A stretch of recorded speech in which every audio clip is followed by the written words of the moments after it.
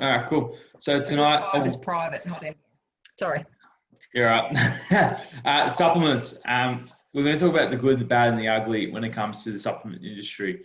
We're going to talk more so about what are they called? Sport supplements. So those who enhance performance and promote recovery. Less so in terms of more health-related supplements, but I did put a mention with multivitamins because I think it does deserve a nod. In terms of specific vitamins and minerals, that's another story for another day. So just the background with the whole supplement and the supplement industry. So it's actually a $48 billion industry. So it's actually quite massive in its current state, and it's quite interesting that Australia's chunk of that pie is 1.1 billion. And for a population of 26 million, it's really not, like, compared to the rest of the world, it's actually really small. We're really small in terms of population, but in terms of our consumption, it's actually quite high when it comes to supplements. So it's really interesting to see that statistic, but I'm kind of not surprised in terms of the way the supplement industry has really infiltrated into the Western markets, specifically in Australia. Majority of supplements offer no advantages over a good diet. So if you've already got a good diet in place, a bit of a spoiler than anything else, it doesn't really offer anything of value to the individual. If anything, it's just more just pissing money down the toilet or shooting it at the end of the day. But what we'll do is we'll talk a little bit more into detail in terms of why people are pissing money down the toilet with their supplements. Income and level of education is actually associated with a healthier overall lifestyle. So everyone would be aware of the SES, or also known as a socioeconomic status.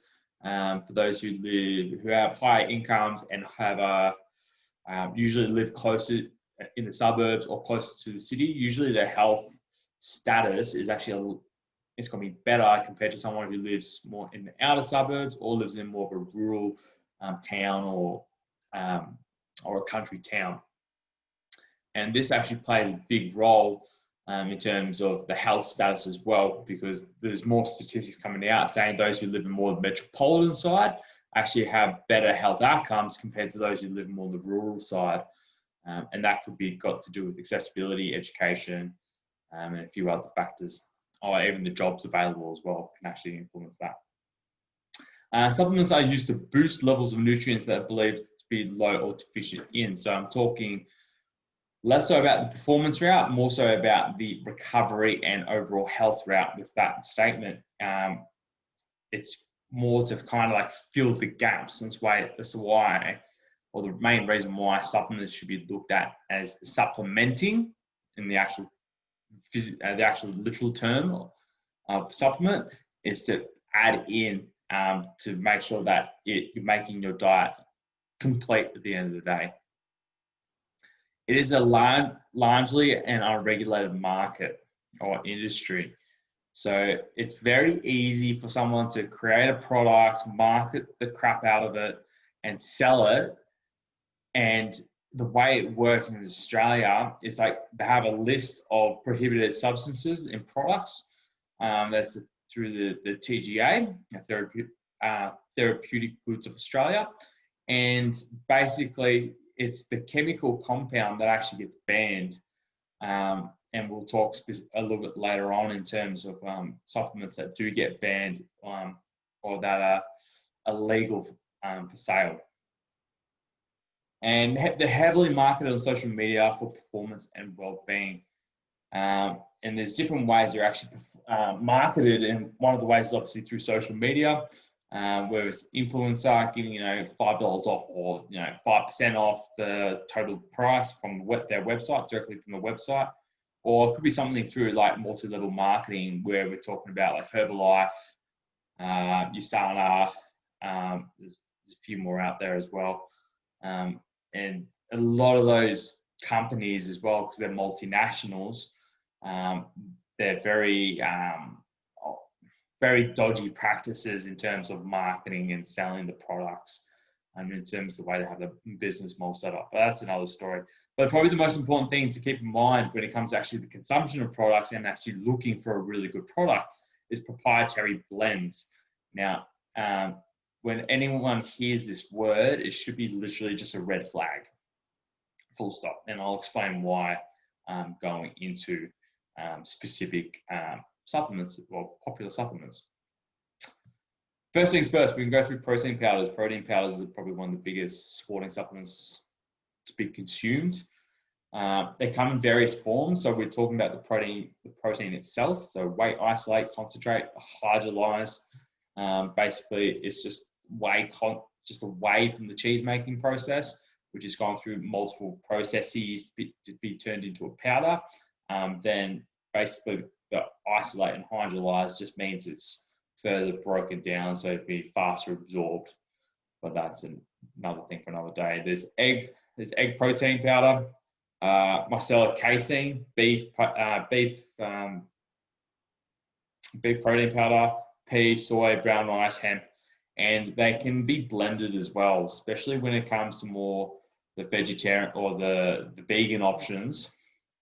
They're the ones that are likely to be blended because plant-based protein is usually incomplete and doesn't have all 20 amino acids. And usually the ratios are really, really weird as well. So if you want something that's really complete, going for the whey, it's going to be a whey protein isolate. It's going to be a good go-to.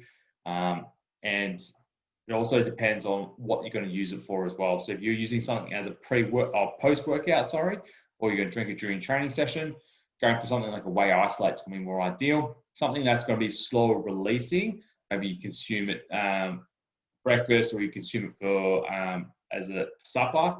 You have it overnight, it will be casein because it's very slow releasing and your body repairs itself overnight as well. So there's definitely a lot of research into casein in terms of whether it's needed or not. I don't believe it's not. I don't believe it is. Whey and casein are complete sources of protein, as I mentioned before. Plant-based are incomplete and usually are a blend. And have varying digestion rates, as I mentioned before. So whey concentrate takes a little bit longer to digest compared to isolate and hydrolyze. And when you compare the wheys to micellar casein, casein has a slow digestion rate. So it's actually preferred to be taken, or you should be taking that one at night if you decide to take it at all. And it's a convenient form of nutrition. So those who struggle to eat or get calories in, it's actually a really good way to get calories into your system because it's just through a drink, it's just through a liquid.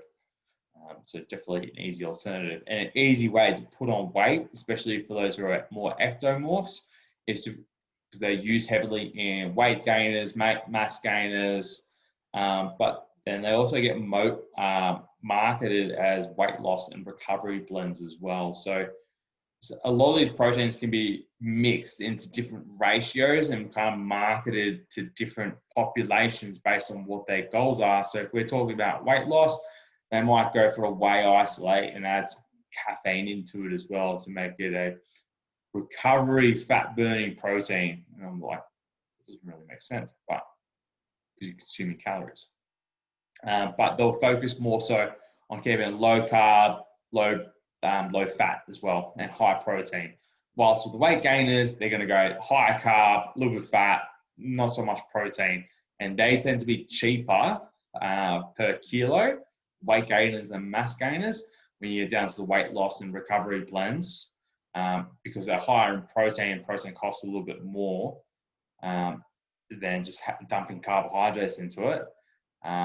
Then it changes slightly. But in terms of the purpose, you want to stick to whatever is going to deliver what you want. So if it's most people, it's going to be recovery and be able to train the next day really well and start the recovery process. So it'll be just a recovery blend or just a whey isolate or concentrate on its own. Pre-workouts. So promotes focus, increase energy levels, offsets fatigue, blood flows, probably a few other things in there as well. Can contain caffeine, beta-alanine, fat burners, B and C vitamins, amino acids, ketones, creatine, citrulline, malate. So basically what that really means is a stimulant it's going to give you improved blood flow around the body. So it's going to, your vessels are going to dilate, so allowing more blood flow to be shuttled around. Also going to allow more oxygen to be shuttled around as well. And what that actually does, it actually helps to offset fatigue. If we're able to get more oxygen to the muscles, means that we could rest a lot better, or we can prolong fatigue depending on what the exercise or the training session consists of. B and C vitamins also utilized for energy production. Amino acids, because the body starts breaking down, or the muscles start to break down. So the training is technically catabolic, and amino acids is trying to fill that void and kind of start that potential recovery process, or prevent muscle breakdown and wastage. But that's contentious. Ketones just used for energy, and creatine. So creatine, we know actually there's heaps of research around creatine. It actually is really beneficial for intermittent work, so very high intensity training with long rest periods, because it actually promotes ATP production. It actually increases ATP stores as well, and also beneficial for recovery. So there's heaps of research on that, and it's been researched for the last 40 years or so. Some of them can contain some variant of amphetamine. So what I mean by that, I can't remember what year it was. I think it was Jax. Then Jax 3D came out. I think, Nathan remembers taking Jax. So does Dave. Yeah, I think it was what, 2010, 2011, 2012, around then. I was about 10 in 2010, so I was about 12, so probably not. No, I didn't take it either, so. That's all right. But yeah, they were super popular because they had a amphetamine. I can't remember exactly what it was called, but when the TGA, the Therapeutic Goods of Australia, found out about the product, they actually had the product banned because it actually contained amphetamine. 6 to 12 months later, they actually released another product that had the actual compound has slightly changed. So you can't ban the actual product. You can only ban the actual compound that's contained within it.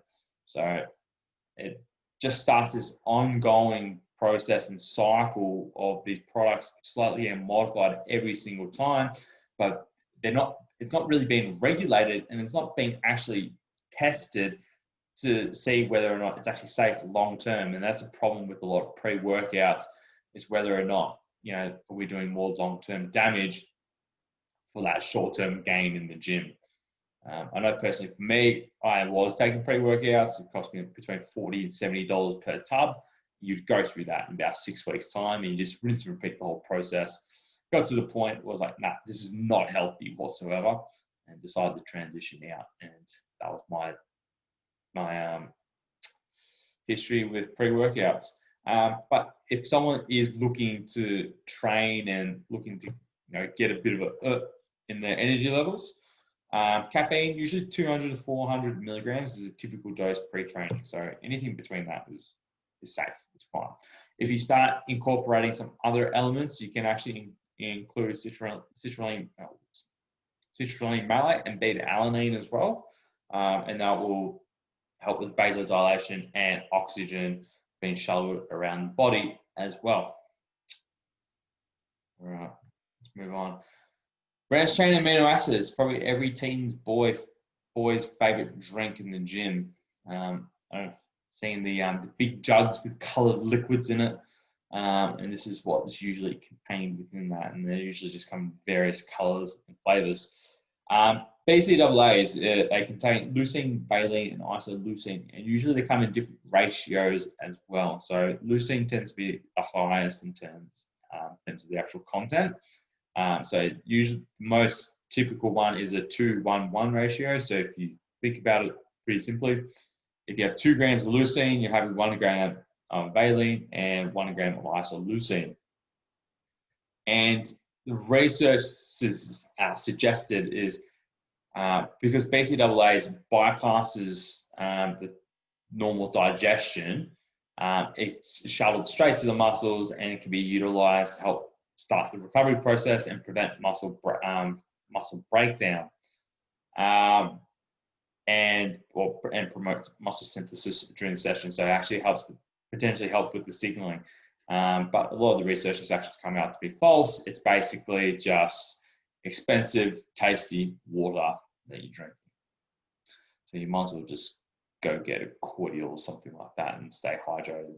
They sometimes do have electrolytes in them as well, which, yeah, but their electrolytes are really cheap as well. It's not that hard. Basically a junk supplement now, but it still seems to be one of the most popular supplements that are consumed to this day. I think it's more the psychology behind it. But I will mention though, is a lot of them do have what's called a proprietary blend, like I mentioned before, which is basically a fancy name I can add, if they write proprietary blend on the back on the nutrition panel, they can say how many grams it's got, that blend, and they can say the actual ingredients of what's within that blend, that proprietary blend. Problem with that is you don't know how much you're getting of each ingredient, and this actually helps to keep the cost down of the product, and usually helps to clear out the product quite quickly as well. So if you've got a 16-year-old kid who's only working once or twice a week, and they want some protein, they're going to go for the cheapest product, and usually it'll be a proprietary blend. They're just wasting their time. They should just eat a steak, really. It would have been a lot more beneficial. And last but not least, multivitamins. They help. So the whole idea of the multivitamin is they help to fulfill nutritional deficiencies that diet alone cannot meet. Well, that in itself is a problem. That if they can't meet the nutritional needs within their diet, they need some form of diet modification in order to meet those nutritional needs. But that's me digressing. Multivitamins can come in pill or powder form. Most people or most companies will go in the pill form just for easy consumption, and also dosaging as well. It's very easy. Consumers believe that it will protect them from certain diseases and increase their lifespan. So they use it as a form of nutritional insurance, which was quite interesting to read about that. And I was just like, oh God, misinformed people. It's not real insurance at the end of the day. The effectiveness has always been questioned as well. So whether or not someone actually needs it in the first place is really just the problem we need to actually solve first, and like why they're actually asking about this question. It's probably just more of a placebo effect to them. It might have some small effect, but in terms of longevity and disease management or prevention of certain diseases, that I don't think it hasn't been proven to do anything at the end of the day. But high dosages and sustained intake of certain vitamins and minerals can actually be dangerous in the short term and long term. So over-consuming of certain nutrients can actually be damaging to us in the long term. So we need to make sure that if someone is consuming it, or if you are consuming a certain product, are you consuming enough? Are you consuming too much or too little to even constitute even having the product in the first place? And I always say, diet intervention is going to be the best intervention. We know food is medicine, exercise is medicine. Supplements are just a relatively new thing to human beings. Are they necessary? No, unless you got a serious nutritional deficiency like folic acid. A lot of pregnant mums won't have a lot of folic acid within their diet, so they need to boost it through an actual supplement. Or for those who come from warm climates and go live in cold climates where there's not much sunlight, then having a vitamin D supplement would make more sense, because they're not going to get the same amount of vitamin D as they did where they were before. What to look for in a supplement? Ask first if you have any deficits in your current diet. So diet should always be the first place that we look when it comes to nutritional deficiencies in someone's diet. Why is this even occurring in the first place? Is it something to do with the under-eating? Are they overeating in certain areas and undereating other areas. So they're trying to compensate. Oh, I'm just eating, but it's still not good. Are they potentially there's some other underlying issue that hasn't been diagnosed that might need to be worthwhile investigating and handing off to an expert? And what's the intended purpose of taking that supplement? Taking a supplement for the sake of taking a supplement is the most back-ended, half-assed, don't even try excuse just to take one.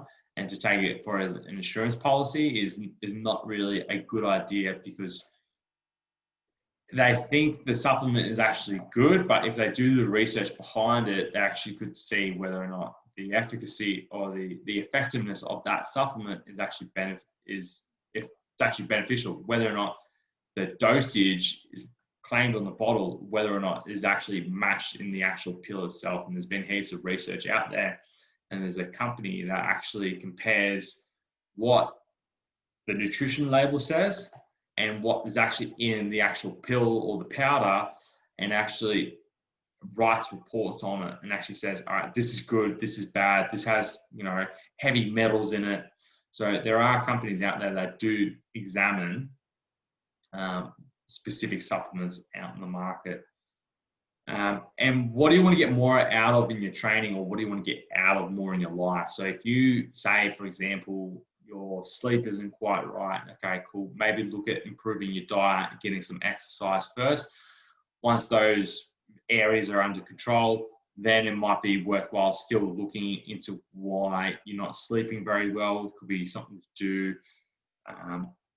particularly with work. It could be stress related. So maybe introducing something else would be worthwhile. I wouldn't look at a supplement as a panacea or anything like that. I'd be looking at as maybe one of the last interventions that you put in place.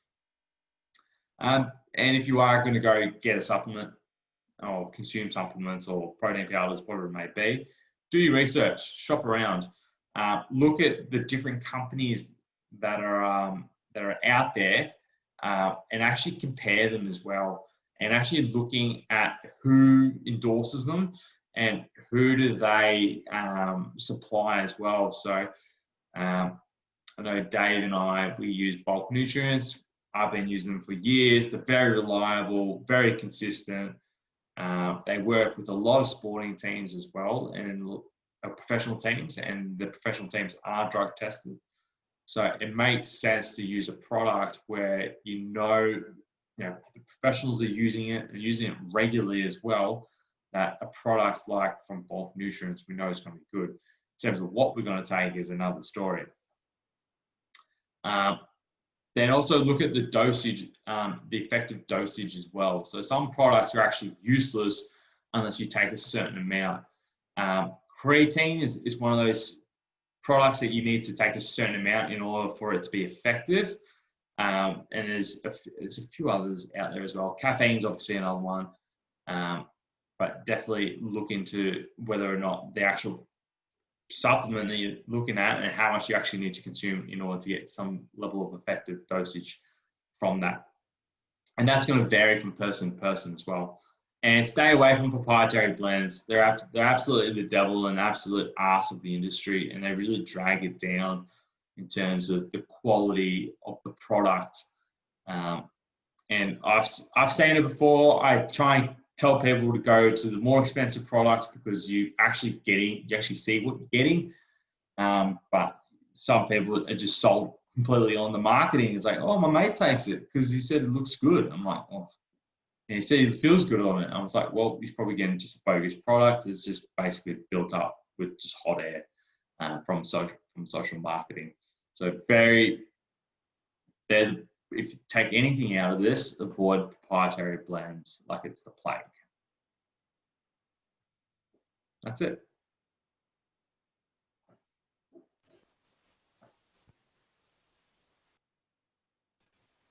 Good stuff. Cool. Very nice. What are your thoughts, Nathan? Yeah, it's pretty good, man. I totally agree with all that. I think look at your diet first is the most important thing, and then from there you'll I guess, figure out if there is something that you're missing. I think a blood test always is a good thing. Talking to your doctor. There's a lot of things that you can take into account first before considering supplements, and definitely do your research before that, before considering it also. There is obviously a place for it, but yeah, just got to, I guess, do your research first. And there's no point wasting your money on supplements, especially if you're getting it through your diet. Like if you're a meat eater and you love your protein, and you eat protein every day, then there's no point buying, extra protein. There's just no point. But if you're someone who struggles to eat protein, or whatever the case may be, it might actually be really beneficial for you to just have convenient to have just a protein shake. So, that goes for any type of, I guess, supplement. So yeah, no, good presentation. Thanks. Karen, I know you've got your 2 cents waiting to... You betcha. I was not going to say much, but going on from what Nathan said about, struggling to eat protein, if you are getting enough protein in your diet, you really do have to look at why you're struggling to get protein, because it could be another problem that you could have, like low B12, low hydrochloric acid, not enough hydration. There's lots of other things that you can look at rather than just going, I'll just eat more protein. Because putting more things in your body either stores it and can overstore, which is not good for you, or, as you say, you pee and poo it out. What a waste of money. It's just going straight through you. So, there's a chain of events why your body gives signs and symptoms. It's telling health professionals that there is a problem. And you've got to work out why in the very first place that there's an issue. And yes, doing more exercise and trying to build up, and people trying to put on weight or lose weight, your metabolism does change, but your body still gives out signs and symptoms to give you an idea on what you should be supplementing, not just because your mate does it or, it's trendy or anything like that. And sometimes it can be really simple, like taking a magnesium supplement, or just increasing your water, or doing something very, very, very simple, because your body adjusts really, really well, but it does tell a lot about how you perform. Sleep is the perfect thing. If you're not sleeping well, there could be something underlying. I look at poo a lot. Poo tells you so much. It's amazing. Colour, form, mucus, lots of things. Just to give you an idea on what you might want to supplement. Supplementation can be very psychological, as you said, Trent, for sure. It can have a placebo effect. But if used long term, it is not healthy, because your body doesn't need so much. You mentioned that, you take things that can work as you're training. Really, can you absorb those particular amino acids so quickly that it's going to be beneficial while you're training?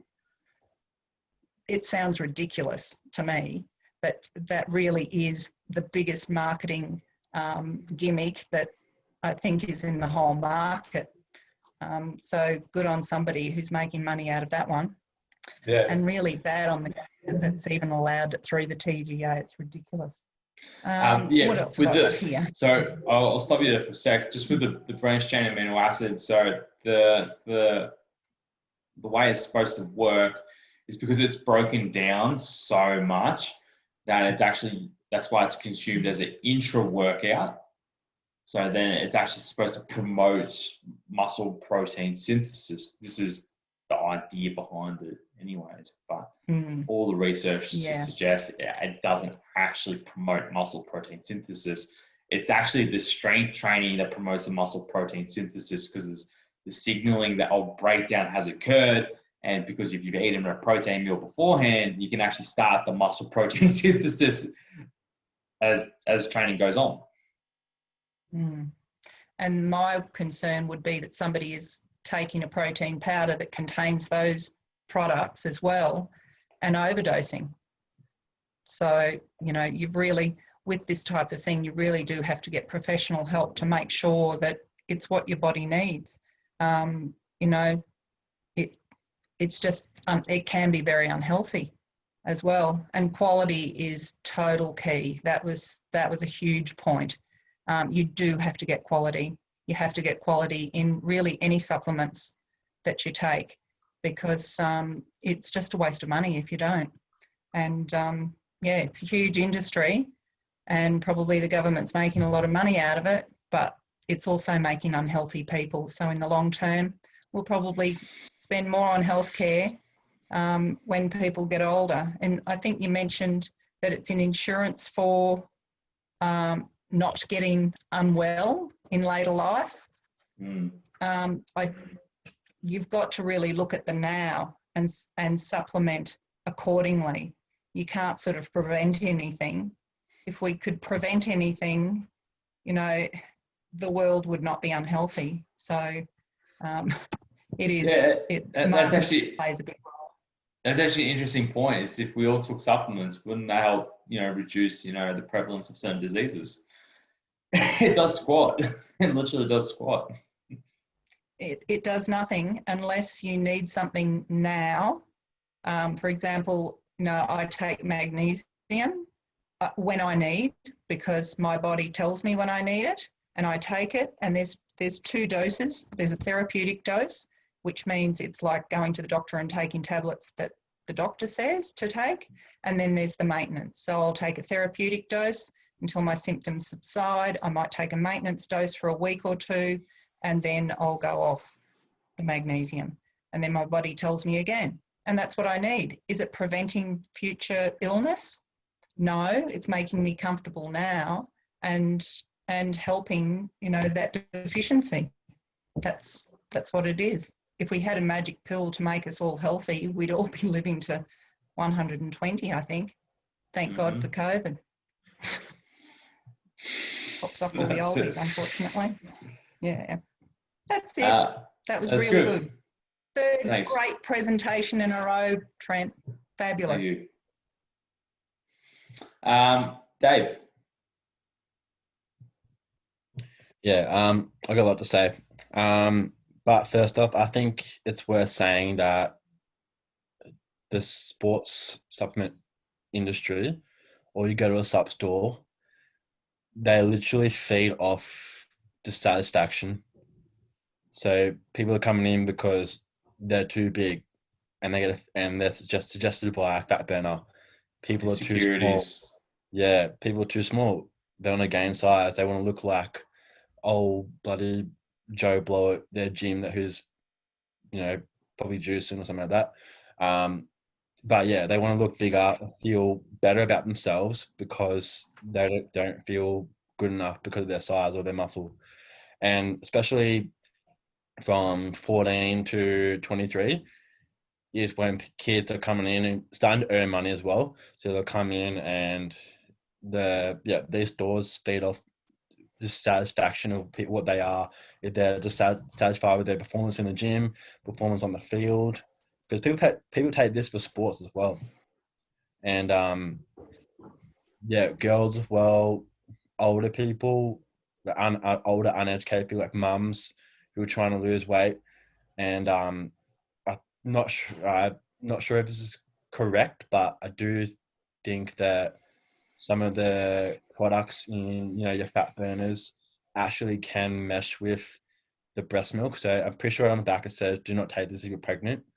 But, you know, mums are trying to lose weight in that period of time as well. So, but yeah, I was thinking back to when I was 16 and my first experience of taking Preworkout. I had the blue C4. No, actually it was yellow C4. And that was my first experience. And after that, it went downhill. I was like, okay, I need pre-workout before I go train. And I was getting my friend to give me some pre-workout. And I think for kids, it's kind of like, it's almost like nearly like a gateway drug for taking actual drugs and like party drugs and stuff like that. Because especially with proprietary blends and stuff like that, people don't know what's in it. They just want the effect. And they don't take the time to actually look at what each ingredient does. They just want the feeling that it has. But they know that pre-workout, because they can buy them over the counter and they're legal, that's just their version of, you know, getting high or stuff like that for the gym. And so, and that's where like your dependency and your even addiction, like some people are addicted to pre-workout, things like that. So, yeah. And if you do want to know the clinically effective dose, you can go on a website called examine.com and you type in, so if you've got a pre-workout and it's non-proprietary blend, you can go on a website called examine.com and it shows you the clinically effective dose. And if your thing has, if your scoop has an effective dose in it or not. So it's good to know. But bulk nutrients is pretty good. Usually has pretty clinically effective doses in all of its serves and whatnot. But yeah, I just realized that, yeah, like the supplement industry does feed off a lot of dissatisfaction, whether it be body dysmorphia or performance dissatisfaction. So, yeah, that's all for me. Well, thanks, Dave. Mum. I agree with all that. It feeds off insecurities and just all that's what marketing does, and makes you think you need it, but you don't really. I've always believed no matter what supplement you take, like we use a naturopath, Karen. We have a really good guy here. What does Luke do? Luke, he's more than a naturopath. What is he? He's worked in the hospital setting, so he's actually a clinical naturopath. Yeah, so we found him to be really good. Been using him for years. And what I do, we get the blood tests at the doctors and see what possibly could be, what you do with that before, and then we send all the results to him to look at before we look at anything. Well, this is what the family's been doing, but I just can't believe the supplements and the shit that people buy, and they don't know anything about it. Looking for a magic pill. I'm talking about sports supplements as well. Yeah. Yeah. How much training do the staff in a supplement shop get? There's health food shops and they do a supplement. What is it? A week? Or here's your catalogue, read about it while you've got no customers? Pretty much, yeah. So that's pretty much my experience, just thrown in the deep end. Obviously, it's changed now. I think a lot of companies have to step up their game and actually understand what products they're actually selling, because obviously you want return customers, and obviously educating them is obviously going to be one of those key points. But when it comes down to educating the staff, it was pretty much if it was something new that came out that week, I'd have a quick look at it and like for me personally, I'd be able to see pretty quickly whether or not it's a good product or not. Pretty fast.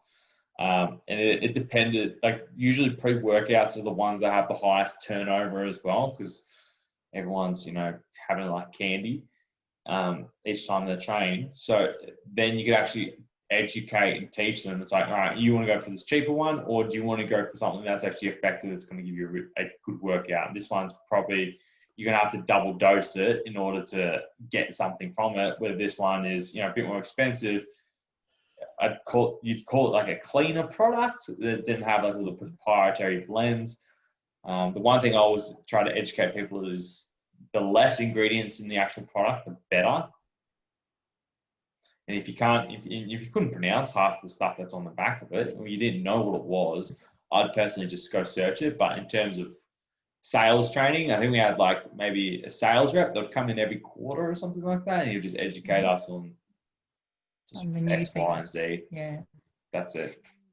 Yeah, it's a shame the public, when they walk into a shop, don't ask how much training that person has, because within the health industry, particularly with health food shops, really a lot of the people in health food shops didn't have a lot of training, but now the more reputable ones do have naturopaths, and a minimum training is now a degree course. It's 4 years. So at least you're getting some knowledge there. And if you ask in a health food shop, you know, what training you have, and if the person doesn't have a degree, or they're a nutritionist as well, and nutritionists can be diplomas still, but they do have to go through a college that has degree courses. The government will make them all degree courses one day. But you can ask the question. Imagine walking into a bodybuilding supplement shop and asking what training they've had, and they said, oh, well, I've only been here a week, but I've been training in the gym. I know what I'm doing. Say 20 years of personal experience right there. Yeah. But how many people do that? How many people do that? Like, first of all, most don't even ask, but don't even have the nous to ask. No, that's crazy. And the sad part is that if you go into a health food shop and you take or overdose on something that you decide to buy, you probably won't have such great health, but it won't hurt you. But if you take a supplement like a protein powder with things in it, you can really hurt yourself for life if you overdose. It's really sad that it's just not the right way around at all. Probably maybe people just need to ask the question, how much training have you had? Yeah, so probably on that point specifically, and in terms of training, I'd actually put that onto the MLMs. So Herbalife, Isogenics, those types of companies, you get jack shit training, and the products themselves, like I've seen them, I haven't tried them because they're junk, but if you look at the actual ingredients, it's just garbage. And most people, we've actually heard horror stories of people having allergic reactions to, you know, one of those slim shakes that they promote. Anyways, all right, I'll stop. Frightening.